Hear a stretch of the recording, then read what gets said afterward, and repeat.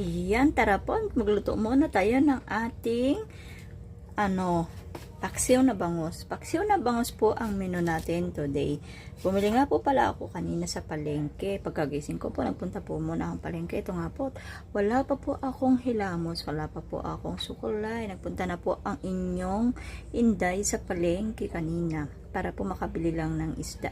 Ito nga po ay iluluto ngayong umaga kasi nga po hanggang mamayang tanghali na po ito. May pupuntahan po kasi kami mamaya kaya po ako'y maagang na malengke ngayon para po makapagluto na, para po mamaya pagka umalis kami, pagdating namin ay kakain na lang po kami. Kahit po kami tanghaliin ng uwi ay okay lang kasi nga po nakaluto na po tayo mga kasisik.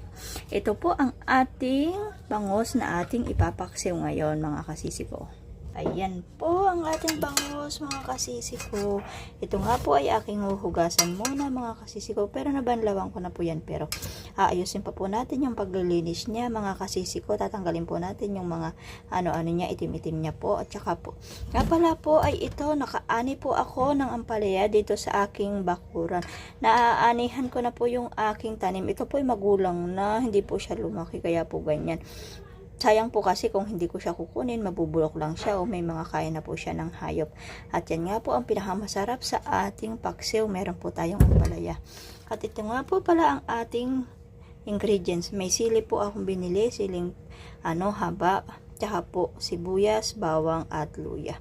Yan po ay atin munang titimplahan mga kasisi ko para po tayo ay makaluto na. Ayan mga kasisi ko, at okay na po ang ating pangpaksiw na bangus na lagyan ko na rin po siya ng ricado, paminta, luya, sibuyas at bawang. At saka po magic sarap konti. At saka pinaka-importante po ay suka. Yan po, malinis na po yan. At yan po ay ating isasalang na mga kasisi ko para po maluto na siya. At mamaya ko pa nga po pala ilalagay yung ating ampalaya. Hihiwain ko pa po siya. Hindi po natin siya isasabay dito sa ating bangus. Mamaya po yun pagka malapit na po siyang maluto. Tsaka po natin ilalagay ang ating ampalaya. Yan po ay ating isasalang na mga kasisi ko. Medyo na parami nga po yung sabaw pero okay lang po, masarap po yung sabaw niyan kasi paksiw naman po siya. Yan po, hintayin lang po natin siyang kumulo mga kasisi ko. Hiwain lang po natin ang ating ampalaya para po mamaya ay ating mailagay na rin.